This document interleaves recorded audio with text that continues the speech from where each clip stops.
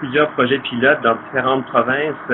On vient de terminer un projet très intéressant avec le Conseil Viamonde, un projet entrepreneurial. Je vais vous en reparler tout à l'heure, mais je pense qu'on a là l'embryon de quelque chose d'extrêmement puissant. Et aux États-Unis, l'an dernier, lors d'un congrès en éducation, j'avais été au Texas.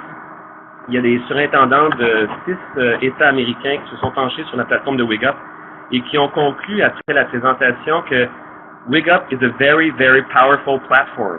Donc, ils ont vu qu'ici, il y avait c'est pas un outil technologique pur et dur, c'est vraiment un outil d'apprentissage et c'est ce que vous allez découvrir et qui permet vraiment donc de développer les 6 compétences, peu importe le nombre on le chiffre, mais 6 compétences du 21e siècle. Et l'approche entrepreneuriale, vous allez voir, est quelque chose d'extrêmement puissant. Donc, oui, WigUp est fondé sur la recherche, on le sait, la technologie permet aux élèves d'être plus actifs, plus motivés. Aussi, sur WigUp, c'est que vous avez accès à des situations authentiques. Donc, vous avez vous allez le voir, des pavillons thématiques. Donc, il y a des gens dans la vraie vie qui font des vraies choses. Il y a des gens, des enfants de peu partout à travers la planète qui nous présentent leur mode de vie, les traditions, leurs instruments de musique. On est dans des situations très authentiques ici. Et ça motive les enfants grandement. On sait aussi que la technologie développe des habiletés de la pensée critique afin de créer, de réaliser des objectifs de projet. Donc, les enfants en action, c'est certain, interpellés, ils font des liens avec les matières scolaires et ils peuvent vraiment trouver un sens à toute cette éducation. On entend souvent la question, mais pourquoi est-ce que j'apprends des mathématiques? Pourquoi est-ce que j'apprends ça? En quoi est-ce que ça va me servir plus tard dans la vie? Par les projets et dans l'action, les enfants font de plus en plus ces liens. Ils évoluent dans un contexte international, très certainement. Donc, de développer cette citoyenneté internationale chez les enfants devient de plus en plus essentiel pour finalement créer un profil de sortie qui va correspondre aussi à ce que l'industrie, ce que les employeurs cherchent. Et aux États-Unis, une recherche a démontré que les 500 plus grands employeurs américains recherchaient avant tout la créativité. C'était la qualité, l'habileté numéro 1 recherchée. Et quand on dit créativité, on parle d'innovation. On veut dire donc la capacité de think outside of the box, trouver des solutions originales. Et je pense que si on permet aux enfants de s'exprimer de plus en plus au niveau de leur créativité, on connaît le discours de Sir Ken Robinson par rapport à la créativité. L'essentiel, c'est de ramener cette créativité en salle de classe. Et quand on parle de créativité, on ne peut pas dire juste faire des arts plastiques. Là, on veut dire, dans le fond, on peut devenir un comptable créatif. On peut, dans n'importe quel domaine, finalement, on peut amener des solutions originales. Et aujourd'hui, ce que je vous présente comme vision, c'est vraiment très niché. C'est par rapport aux primaires, c'est par rapport à la 4e, à la 6e année. Donc, les enfants de 9 à 11 ans. Et nous avons maintenant des preuves très probantes de ce qui se passe sur le terrain avec l'approche WigUp et l'approche entrepreneuriale WigUp. Changer mes pages. Donc, qu'est-ce que WigUp? C'est certainement une plateforme donc technologique, oui, un outil d'apprentissage qui contient des outils de publication en ligne sécuritaires.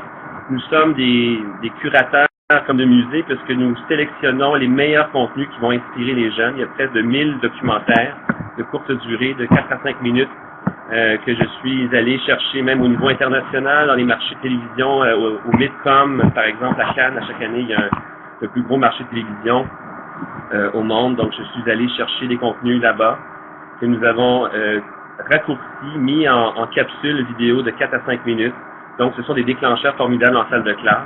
Il y a des contenus que nous avons produits aussi nous-mêmes, puisque nous sommes, comme je l'ai dit, des producteurs de télévision, des documentaires sociaux, des documentaires engagés, des portraits de jeunes artistes. Nous faisons beaucoup d'émissions de télévision avec TFO, donc il y a beaucoup de contenu de ce genre-là qu'on retrouve. C'est une plateforme qui est sécuritaire, c'est ce qui est fondamental. Et quand on parle des 9-11 ans, on sait qu'ils n'ont pas accès, dans le fond, à des réseaux sociaux comme Facebook. En tout cas, légalement, ils ne sont pas supposés avoir des comptes. Alors, ce qui est bien, c'est que sur WigUp, c'est sécuritaire, c'est en milieu fermé, c'est uniquement les écoles membres qui peuvent accéder au contenu et qui peuvent publier donc des contenus vus par d'autres écoles membres. Alors, il n'y a pas de danger de ce côté-là d'avoir des visiteurs indésirables.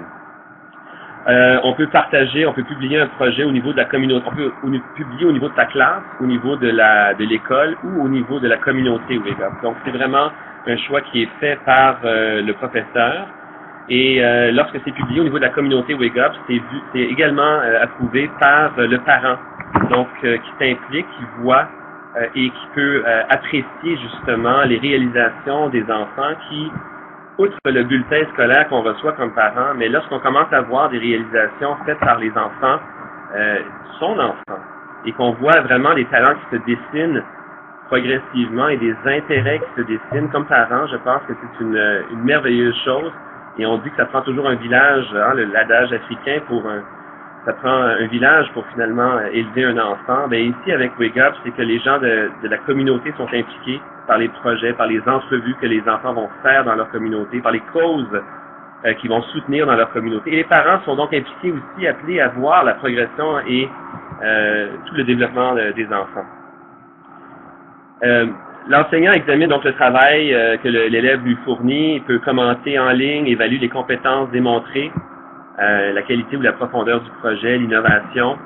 On peut offrir de la formation justement pour faciliter l'intégration de ce bras ontarien qu'on greffe finalement à l'école sous forme il y a beaucoup de tutoriels de vidéos aussi, il y a des guides PDF qui expliquent comment on utilise les différentes sections de Wake Up. Il y a un guide de journalistique, comment les bases du journalisme, parce que les enfants finalement sont appelés à devenir des reporters.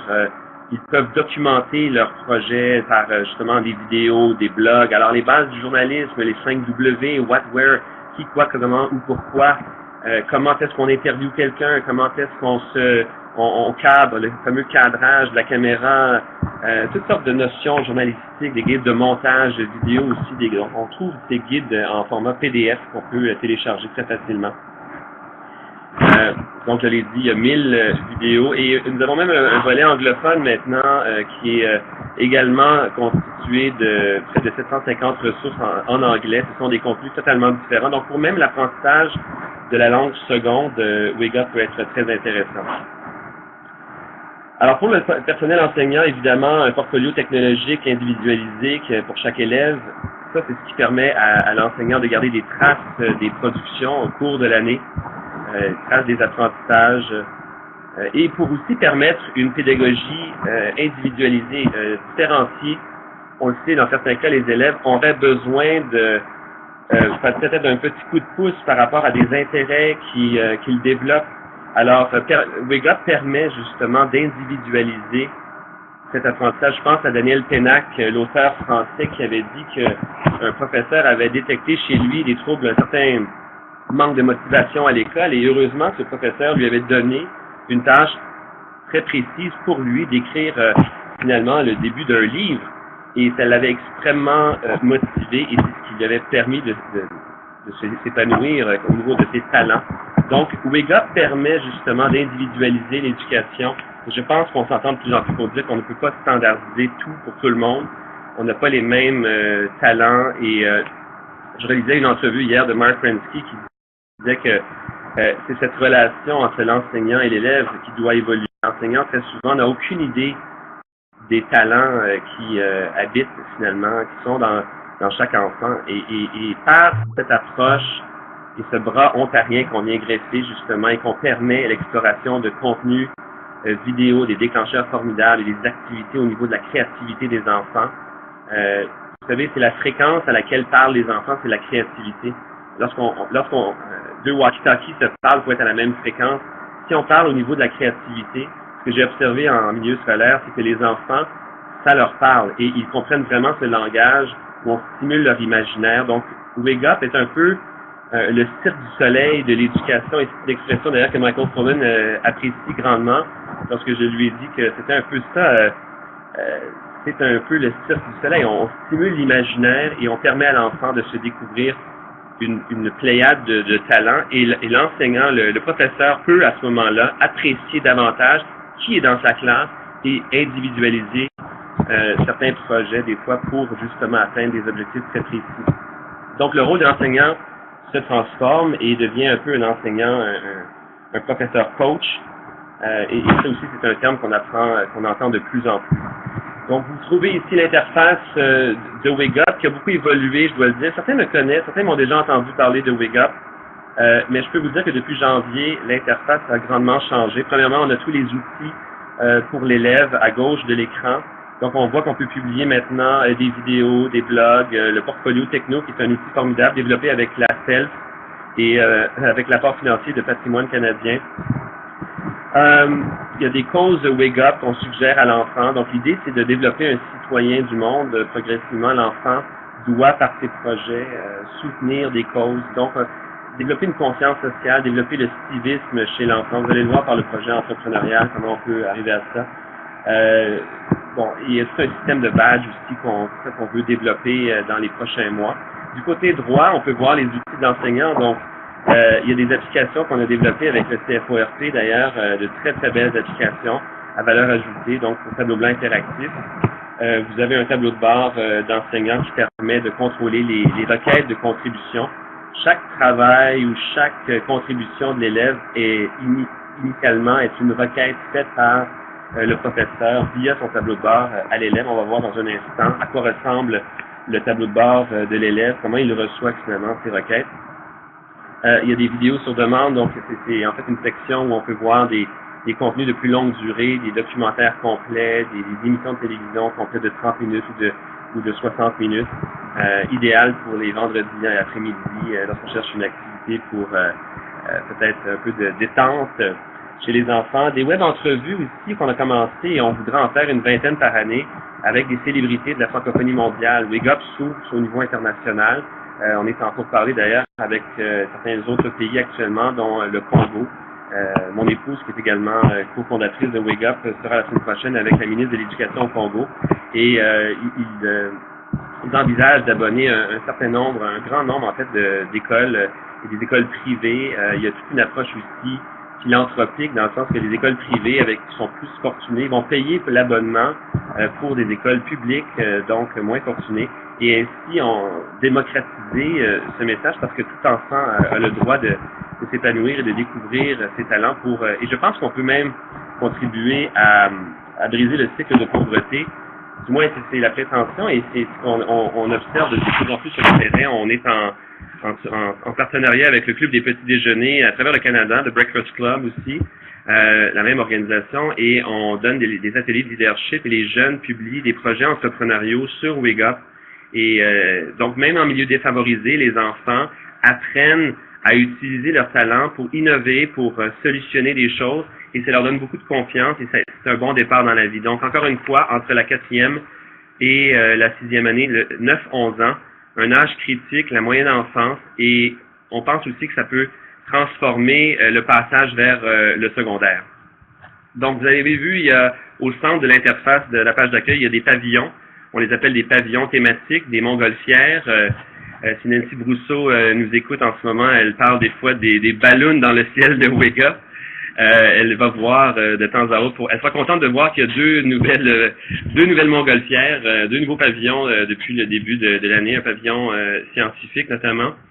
Alors, il y a un pavillon nouvel où, par exemple, il y a toute une série sur la Deuxième Guerre mondiale, des vidéos de très grande qualité qui ont été réalisées. On sait que ces jours-ci, on parle beaucoup de la Première Guerre mondiale avec cette série Apocalypse qui, évidemment, nous rappelle toutes les horreurs de la guerre, mais ça fait prendre conscience aux enfants, évidemment, il faut jamais répéter ça dans l'histoire. Pavillon Aventure, où on trouve des web-séries fascinantes, des aventuriers qui nous approchent, qui nous disent « je pars en Antarctique ». En Arctique, l'an dernier, on a eu un explorateur qui est parti sur l'île Bouvet, l'île très éloignée où une centaine de personnes seulement ont mis les pieds dans toute l'histoire de l'humanité. Ils ont fait l'ascension d'une montagne sur l'île Bouvet et ça a permis de produire une web-série. Donc, c'est 5 ou 6 épisodes. Il y a une chronologie dans les épisodes et on peut visionner en classe et c'est de déclencheur formidable parce qu'après ça, on peut parler de sciences, bien sûr, on peut parler de géographie, on peut parler d'histoire, on peut traiter de français parce qu'on entend des expressions par la narration, on peut faire réfléchir les jeunes à toutes ces questions.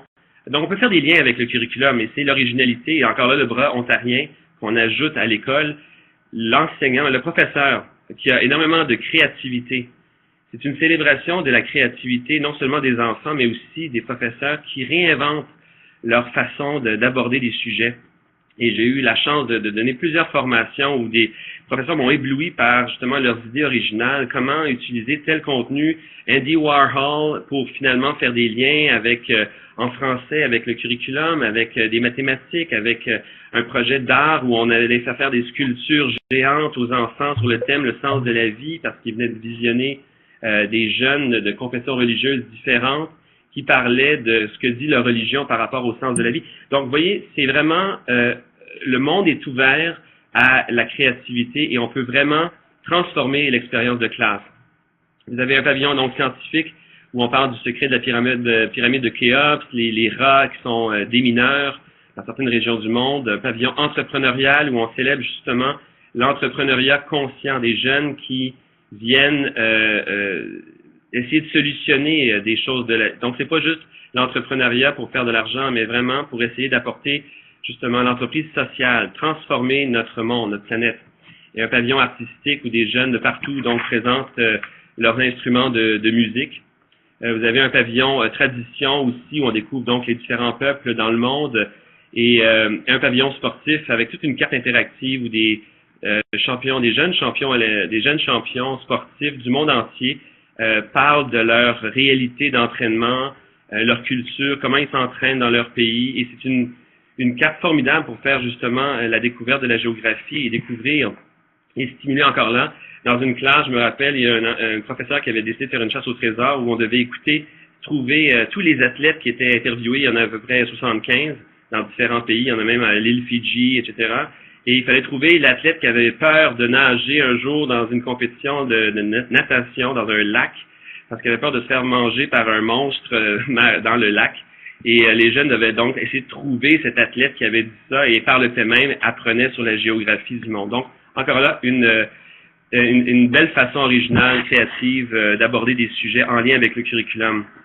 Nous avons une communauté d'apprentissage depuis janvier, donc qui permet un partage de fiches en lien avec le curriculum, justement ces exemples originaux d'activités scolaires. Et donc les professeurs peuvent très facilement remplir une fiche en quelques minutes électroniquement pour partager ces bons coups créatifs. Il y a une zone d'experts, il y a Thierry Carcenti notamment, Lise Galuga, Madeleine Ursubis qui se sont livrés à un exercice de webconférence où ils parlent de justement leur vision de l'ère numérique, comment prendre ce virage. Donc, vous irez voir. Voici un exemple du formulaire fiche électronique très facile à remplir maintenant dans la cape de WigUp qui était à droite dans les outils du professeur. Donc, vous voyez, vous pouvez inscrire un titre, l'année d'études visée, la matière visée, est-ce qu'il y a des liens, des attentes avec le curriculum? Quelles sont les compétences du 21e siècle qui sont visées par cette activité? Même pour l'immersion, est-ce que c'est une activité d'interaction, de lecture ou de production d'un contenu?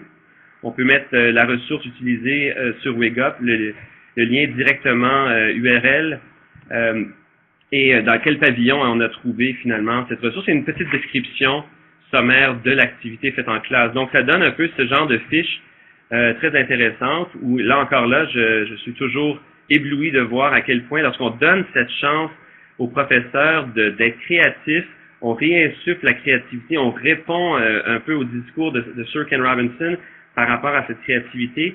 Ça vient transformer l'expérience de classe et les élèves l'apprécient grandement.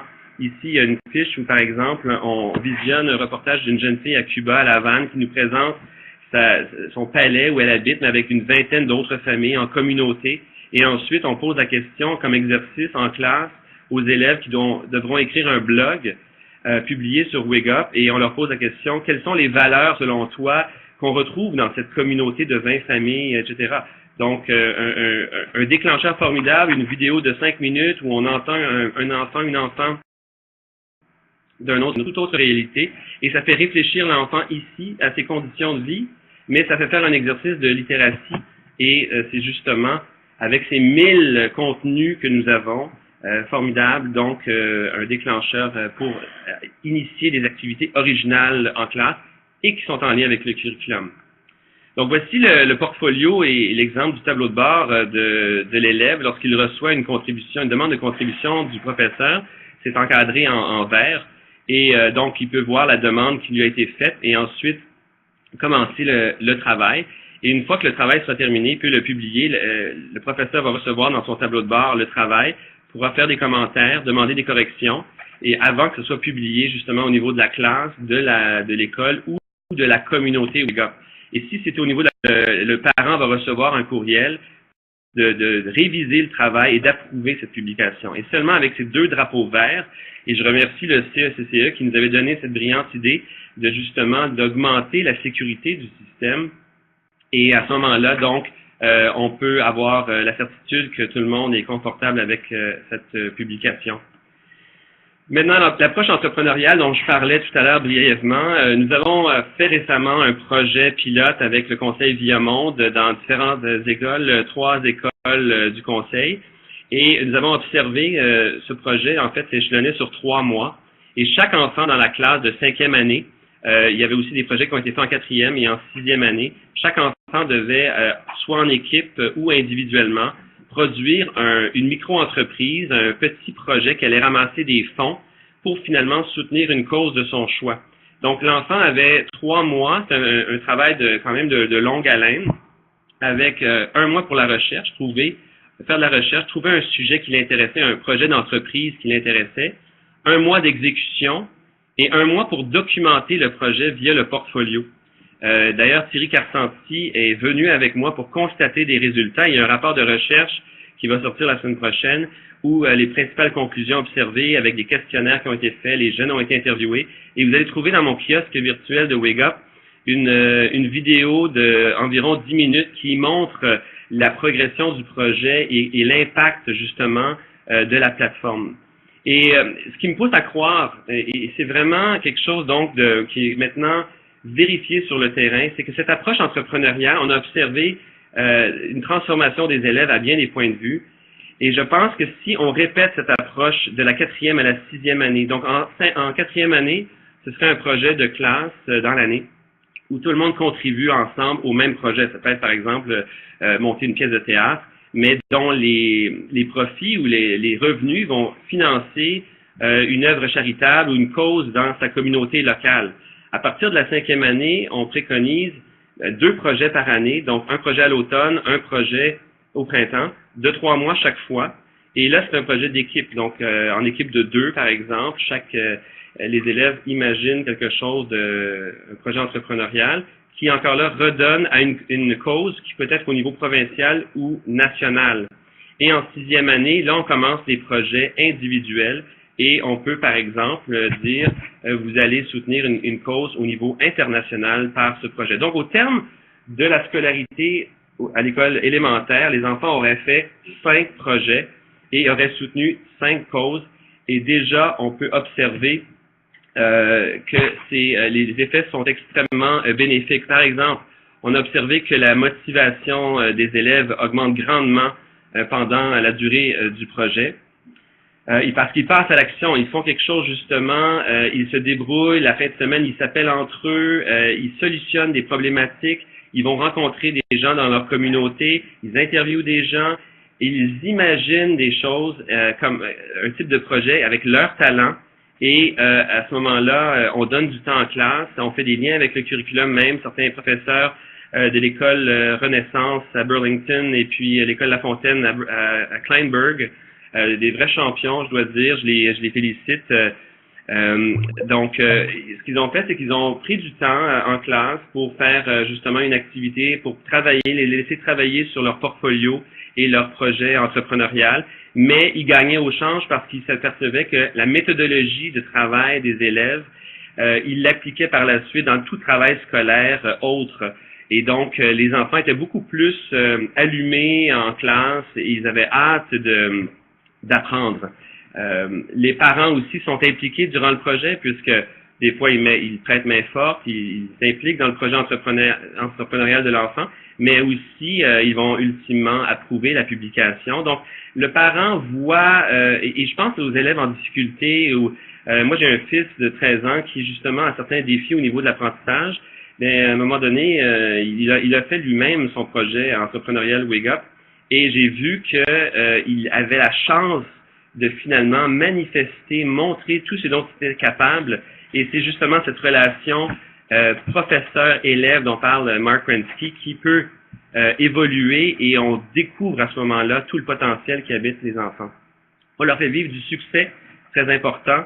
Des fois, ils ont des C ou des notes moins bonnes en classe. Là, ils ont du succès et ils sont fiers d'eux-mêmes. On organise une foire commerciale dans l'école qui célèbre tous ces projets entrepreneuriaux. Donc, 2 fois par année, on organise une foire commerciale et dans un gymnase, par exemple, et tous les jeunes peuvent montrer leurs projets. On pense à des foires scientifiques, on les connaît, mais là, une foire entrepreneuriale et les gens de la communauté peuvent être invités et ils viennent acheter, consommer, encourager ces projets-là. On a aussi observé une augmentation du respect des élèves vis-à-vis les autres élèves. Donc, à quelque part, une baisse d'intimidation, des cas d'intimidation. Une orthopédagogue mère à Terre-Neuve avait justement observé qu'il y avait beaucoup plus de respect. On découvre le talent des autres dans la classe et à ce moment-là, on peut les apprécier davantage. On sait que une jeune fille, par exemple, à l'école Renaissance, a été vue par tous les autres dans la classe comme une grande artiste. Et tout d'un coup, c'était la référence comme artiste et les jeunes venaient la voir pour faire des projets artistiques, lui demandaient son avis, etc. Donc ça, c'est très intéressant. Et clairement, donc, on développe les 6 compétences à travers des projets entrepreneuriaux comme ça, parce que pensez-y, on développe la créativité, c'est certain. On développe au niveau de la communication. Les jeunes doivent faire une présentation orale en classe. Ils doivent documenter leurs projets à travers le portfolio techno. Donc, ils font des vidéos. Donc, la compétence de numérique au niveau de la littératie numérique. Ils doivent écrire des textes. Donc, ils sont motivés à apprendre les règles grammaticales. Ils doivent publier seulement quand il y aura plus de fautes d'orthographe dans leur portfolio. Donc, ils sont motivés parce qu'ils veulent être vus par d'autres et obtenir les commentaires d'autres jeunes. Donc, dans ce sens, c'est un peu comme le côté Facebook de la plateforme, c'est que ça permet cet échange, ces commentaires, et on apprend au niveau de qu'est-ce qui est un commentaire constructif, etc. Donc, au niveau évidemment du civisme, on leur inculque de don de soi, aider des causes dans la communauté. Vos talents vont aider d'autres gens, très important. Au niveau du caractère, ils sont extrêmement fiers. 99,9% nous ont dit qu'ils étaient très fiers de ce qu'ils avaient réalisé et qu'ils étaient fiers d'avoir aidé d'autres gens. Donc, on le voit à tout point de vue. Toutes les compétences sont touchées par cette approche entrepreneuriale. Et encore, je le répète, de la 4e à la 6e année, pour moi, je pense que ça peut être extrêmement une niche intéressante et ça peut permettre de vivre du succès en français et peut-être même garder des élèves qui autrement quitteraient l'école francophone au secondaire. On sait que c'est un problème, mais je pense que si justement l'idée c'est qu'on continue à partir de la 7e, 8e, 9e année avec une autre plateforme éventuellement, Wake Up pour plus vieux, et à ce moment-là, on pourrait, avec tout un gaming aussi qu'on introduirait à travers ça, des systèmes de badges, des matériaux de construction un peu qui permettraient de construire sa propre bibliothèque sur la planète Wake Up. Alors, si on continue au secondaire, je pense qu'on peut à ce moment-là très certainement attirer les élèves à continuer leur scolarité en français. Donc, ça, c'est pas négligeable non plus. Voici des exemples de portfolios. Alors, vous voyez 9 pages. Ici, c'est des jeunes filles qui ont fait un projet au chaud pour accumuler des couvertures pour les sans-abri. Alors, il y a des vidéos qui ont été intégrées dans la plateforme où on les voit installer leur boîte dans l'école pour l'accueillir justement. Ils ont ramassé une centaine de couvertures et à travers un portfolio comme celui-là, en 9 à 10 pages, on voit toute l'évolution du projet, quelles causes ils ont soutenues. Dans ce cas-ci, c'était la mission Helping Hands Street Mission. On les voit faire la cueillette, les élèves qui viennent porter des couvertures. On connaît les dates importantes, on voit des photos qu'ils ont intégrées, la musique a été choisie par les élèves. Ensuite, ils ont fait une présentation devant la classe, ils ont publié, ils ont obtenu une quinzaine de commentaires. Le portfolio en question a été vu une centaine de fois. Donc, c'est extrêmement... et on a entendu des cas où d'autres écoles ont visionné ce portfolio-là, notamment, pour les inspirer à faire de même. Alors, voici d'autres exemples qu'on peut voir sur Wake Up. Ici, c'est un jeune qui a fait des napperons, donc le design, la vente des napperons, $10, un profit de $6,50 par napperon. Les profits ont été encouragés, les frères Dubé, ces jeunes rockers qui aident Haïti dans la reconstruction du pays. Ici, des jeunes qui ont fait un projet pour aider un enfant à participer au camp YMCA dans leur ville. Ici, la jeune artiste dont je parlais tout à l'heure, mais qui a fait de l'origami, et tout le monde a découvert qu'elle avait des talents extraordinaires artistiques et tout. Alors, elle a vendu des œuvres d'art d'origami et elle a soutenu une cause également à ce niveau-là. Donc, évidemment, on le voit, c'est cette approche entrepreneuriale et encore une fois, c'est pas de réinventer toute l'école, mais je pense qu'en ajoutant ce fameux bras ontarien et en permettant cette approche entrepreneuriale année après année, de la 4e à la 6e année, on développe là toutes ces qualités et ces habiletés du 21e siècle. On le revoit donc au niveau du caractère, tout ce qui est l'honnêteté, la responsabilité, la persévérance. Les professeurs nous ont dit qu'il fallait qu'ils travaillent 3 mois sur un projet. Donc ça, c'était quand même un projet de longue haleine. C'est toutes des qualités qu'ils vont devoir développer et ils vont pouvoir s'en servir toute leur vie. Au niveau des affaires civiques, au niveau de la communication, ils ont adoré utiliser la technologie et à chaque fois qu'ils avaient du temps pour travailler sur WeGup, et ils travaillaient même les fins de semaine sur leur projet, il n'y avait plus ce n'était plus vu comme un devoir, mais et dans certains cas, les professeurs même ne donnaient aucune note. C'était le simple fait ils savaient qu'ils allaient être évalués un peu par leur père, donc les commentaires qu'ils allaient obtenir. Donc les jeunes s'auto-propulsaient, leur motivation, le feu sacré finalement était allumé. Et c'est ce qu'on souhaite sans aucun doute. La pensée critique, oui, donc il fallait imaginer un projet, une problématique à solutionner par leur projet. Apprenait à collaborer, dans certains cas en équipe. Des fois, on rencontre des gens avec qui on n'a pas nécessairement la même opinion. Donc, comment est-ce qu'on solutionne tout ça? Et au niveau de la créativité, donc, c'est certain. Michael Fullen, comme je vous dis, est en train d'analyser tout ça et il est très enthousiaste par rapport à cette approche. Donc, parmi les nouveautés, je suis heureux de vous dire que maintenant, la plateforme fait partie de D2L. Donc, vous pouvez vous inscrire directement avec votre code d'accès pour avoir un compte de classe gratuit. Et il y aura donc des célébrités de la francophonie mondiale. Ça, c'est des contenus qu'on veut. On veut ajouter une centaine de nouveaux contenus par année. Donc, des expéditions un peu partout dans le monde, des choses formidables. Et je l'ai mentionné, il y a donc des nouveaux territoires qui vont s'ajouter dans les prochains mois, prochaines années. C'est un projet, évidemment, de longue haleine de vie. Je suis très patient aussi. Je suis convaincu que tout ne bouge pas nécessairement rapidement. C'est un domaine critique, l'éducation des enfants, mais vous pouvez l'entendre, je pense, par la passion, que c'est pour le bien des enfants qu'on fait tout ça, et que progressivement, c'est très intéressant de voir que tout se confirme par les recherches, et l'enthousiasme que j'ai vu dans les yeux des enfants de 4e à 6e année récemment m'enthousiasme au plus haut point, et je suis donc convaincu qu'on peut poursuivre la route, et je vous encourage à oser donc ajouter ce fameux bras ontarien à votre école et ça va me faire plaisir d'être à votre disposition dans les prochaines semaines. La formation peut être offerte donc par groupe d'enseignants. On peut réunir plusieurs enseignants de différentes écoles en même temps pour offrir cette formation. Mais vous verrez assurément les bienfaits rapidement à travers cette approche.